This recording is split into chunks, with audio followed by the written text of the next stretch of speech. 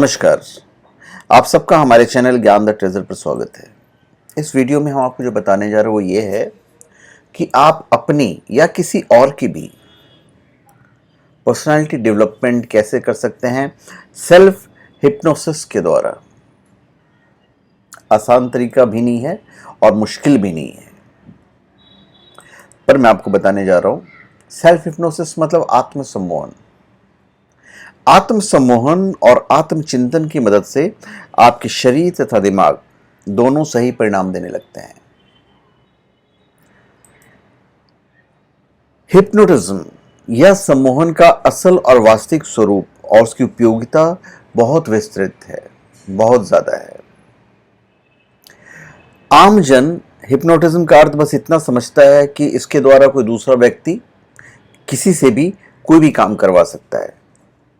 सर्वप्रथम तो हम आपको एक बात बता दें कि किसी को सम्मोहित करने का आशय इससे बिल्कुल भी नहीं है। किसी को हिप्नोटाइज कर ना तो उसका माइंड वॉश कर सकते हो, ना ही उसके दिमाग को नियंत्रित कर सकते हो आप, और ना ही संबंधित व्यक्ति को किसी रहस्यमय अवस्था में पहुंचाया जा सकता है जहां उसका चेतन ही उसका साथ ना दे पाए। तो ये सब दिमाग में रख के तो आप ये वीडियो बिल्कुल मत देखिएगा। देखिए, भारतवर्ष की प्राचीनतम और सर्वश्रेष्ठ विद्या सम्मोहन विद्या को ही प्राचीन समय से प्राण विद्या या त्रिकाल विद्या के नाम से पुकारा जाता रहा है। अंग्रेजी में इसे हिप्नोटिज्म और आत्म सम्मोहन को सेल्फ हिप्नोटिज्म कहते हैं। आत्म सम्मोहन की शक्ति प्राप्त करने के लिए अनेक तरीके इस्तेमाल किए जाते हैं, और सम्मोहन दो प्रकार का होता है, आत्म सम्मोहन और दूसरा दूसरों को सम्मोहित करना। तो आदिम आत्मचेतन मन,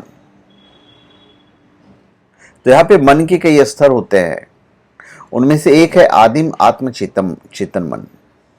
तो आदिम आत्मचेतन मन ना तो विचार करता है और न ही निर्णय लेता है।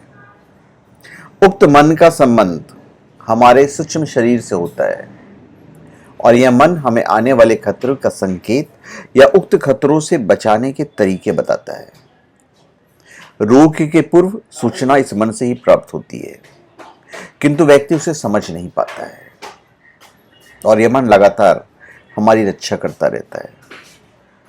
हमें होने वाली बीमारी के बारे में ये जो मन है 6 माह पूर्व ही सूचना दे देता है। तो इसके बेनिफिट होते हैं, बहुत सारी मनगढ़ंत बातें होती हैं। कल्पनाशील व्यक्तियों के मस्तिष्क की उपज है कि जिसने हिप्नोटिज्म को एक थ्रिल सा बना दिया है।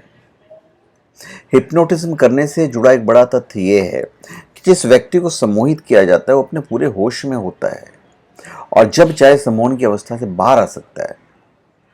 अपना वो आत्मनियंत्रण नहीं खो देता है।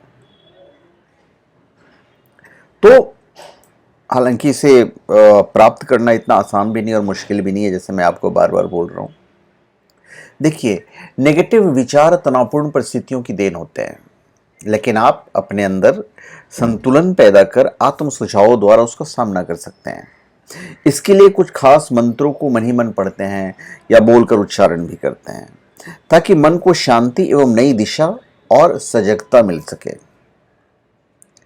मंत्रों के शब्द मन के अंदर एक जबरदस्त पवित्र छाप छोड़ते हैं, और ये शब्द दिलो दिमाग पर गूंजते हैं, जिससे पूरा शरीर जो है वो प्रभावित होता है।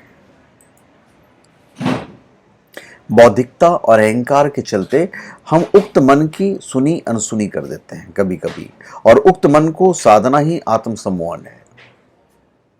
तो हम अपने मन को कैसे साधें? वैसे इस मन को साधने के बहुत से तरीके या विधियां हैं, लेकिन सीधा रास्ता है प्राणायाम से साधे प्रत्याहार को, और प्रत्याहार से धारणा को। जब आपका मन स्थिर चित्त हो, एक ही दिशा में गमन करे और इसका अभ्यास गहराने लगे, तब आप अपने इंद्रियों में ऐसी शक्ति का अनुभव करने लगेंगे जिसको आम इंसान अनुभव नहीं कर सकता। इसको साधने के लिए त्राटक भी कर सकते हैं, और त्राटक भी कई प्रकार से किया जाता है।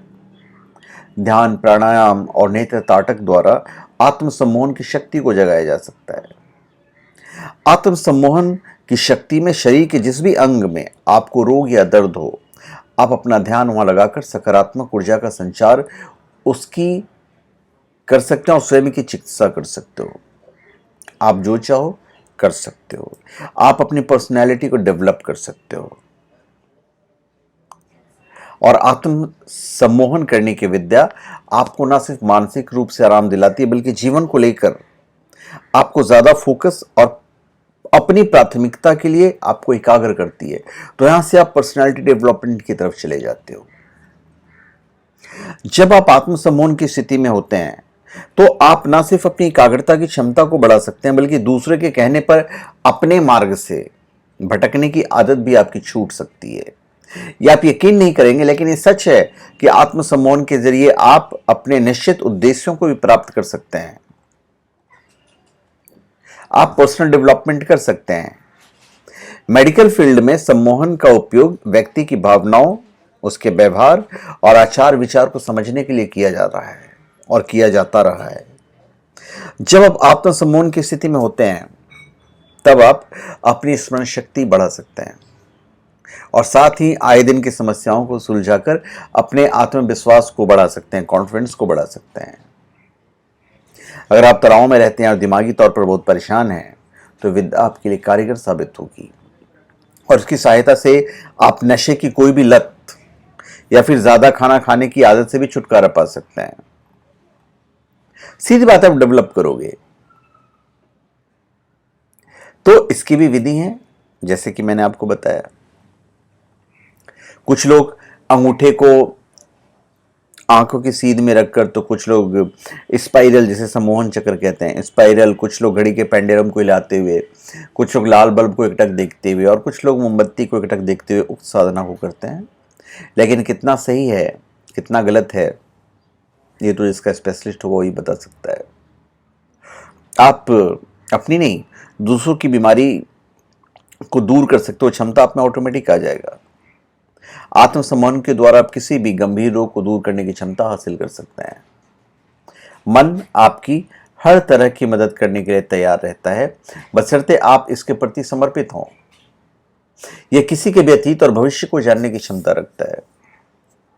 आपके साथ घटने वाली घटनाओं के प्रति आपको सजग कर देगा जिस कारण आप उक्त घटना को टालने के उपाय ढूंढ सकते हो। तो ये सब उसके बेनिफिट्स होते हैं। अब कैसे और किन हालात में आत्म सम्मोहित हो सकते हैं? अगर आप खुद को मानसिक तौर पर तैयार कर चुके हैं कि आपको आत्म सम्मोहन के जरिए अपने मस्तिष्क को नियंत्रित कर अपनी एकाग्रता को बढ़ाना है तो सबसे पहले आप घर के किसी शांत कोने की खोज करें। वहीं पे आपको करना है अपने दिमाग से हर प्रकार की बाहरी उठापटक को तो आप दूर कर दीजिए। शांत वातावरण, शांत दिमाग, शांत हृदय, शांत तन। शांत कमरे में कुर्सी पर बैठ जाइए, अपने पैरों को फैला लीजिए और आंखों को बंद कर लीजिए। अगर आपने जूते पहन रखे हैं और उन्हें भी उतार कर कुर्सी पर कुछ देर के लिए रिलैक्स होकर बैठ जाएं तो अच्छी बात है, कोई टेंशन वाली बात नहीं है। गहरी सांसें लें, कमरे के छत के किसी पॉइंट पर अपना ध्यान एकाग्र कर लीजिए। बड़ी आसान विधि है। उस पॉइंट को देखते देखते गहरी सांस लें और कुछ देर ठहरने के बाद सांस को छोड़ें।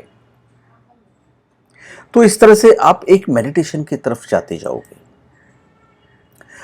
सम्मोहन व्यक्ति के मन की वह अवस्था है जिसमें उसका चेतन मन धीरे धीरे तंद्रा की अवस्था में चला जाता है और अर्धचेतन मन सम्मोहन की प्रक्रिया के द्वारा निर्धारित कर दिया जाता है। साधारण नींद और सम्मोहन की नींद में अंतर होता है थोड़ा सा। कॉन्शियस माइंड में हमारा चेतन मन जो कॉन्शियस माइंड है वो सो जाता है और अर्धचेतन मन जागृत हो जाता है। तो ध्यान, प्राणायाम और नेत्र त्राटक द्वारा सम्मोहन की शक्ति को जगाया जा सकता है। त्राटक उपासना के हठ योग में दिव्य साधना से संबोधित किया गया है और आप उक्त साधना के बारे में जानकारी प्राप्त कर किसी योग्य गुरु के सानिध्य में ही साधना करें। आप वो आपको सरल तरीका बताएंगे। तो किसी न किसी योगी गुरु के संपर्क में आप आइए, वो आपको बताएंगे कि कैसे किया जाता है। तो धन्यवाद, आप सबका हमारे चैनल पर स्वागत है। आप हमारे चैनल पर सब्सक्राइब करें और अपने कमेंट दीजिए। धन्यवाद।